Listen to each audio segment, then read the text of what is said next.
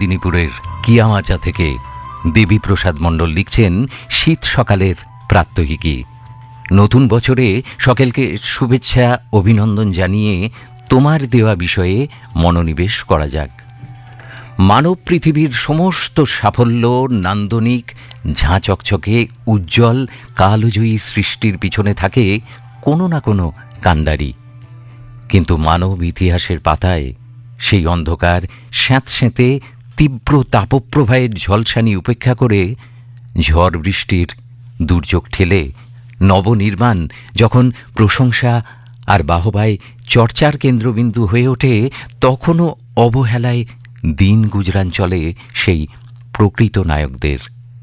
প্রচার বিমুখ এসব জীবন প্রকৃত অর্থেই ধূপের মতো, জন্ম থেকেই নিজে পুড়ে অপরকে গন্ধ বিলিয়ে দেয়।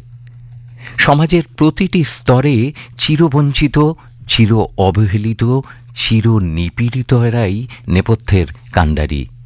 রাজতন্ত্র থেকে গণতন্ত্র, সংস্কৃতি থেকে শিল্প, আমলা থেকে উচ্চপদস্থ, মেধার প্রতিযোগিতা থেকে সব ধরনের প্রতিযোগিতায়, কৃষক শ্রমিক থেকে সমস্ত পেশায় এই নিয়মের অন্যথা নেই। রাজসৌধ নির্মাণ হলো, যে সমস্ত শিল্পী শ্রমিকের শিল্পসত্তায় নির্মাণ সম্পন্ন হল, নির্মাণ শেষে তারা কোথায়? ইতিহাস লিখে নিল রাজার নাম। একজন কণ্ঠশিল্পীর সাফল্যের পিছনে থাকে কত কত যন্ত্রশিল্পী। কজন তাদের খোঁজ রাখেন? বিশ্বখ্যাত স্ট্রাইকারদের ফাইনাল টাচে বল যখন জালে জড়িয়ে গ্যালারি জুড়ে গর্জন তুলছে গোল, তখন স্ট্রাইকারের পায়ে পাশ বাড়ানোর খেলোয়াড়টি কোথায়?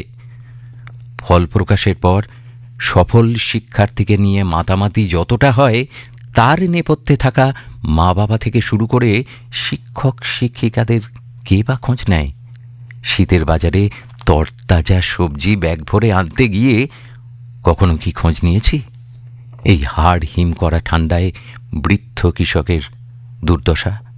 আসলে বড় কর্তাদের নাম হওয়াটাই জগতের নিয়ম, আর ঘাম অশ্রু মুছতে মুছতে কর্ম দায়িত্ব কর্তব্যে ব্যস্ত থাকাতেই নেপথ্যের কাণ্ডারিদের ভালোবাসা। লিখলেন দেবীপ্রসাদ মণ্ডল, কিয়ামাচা, পশ্চিম মেদিনীপুর থেকে।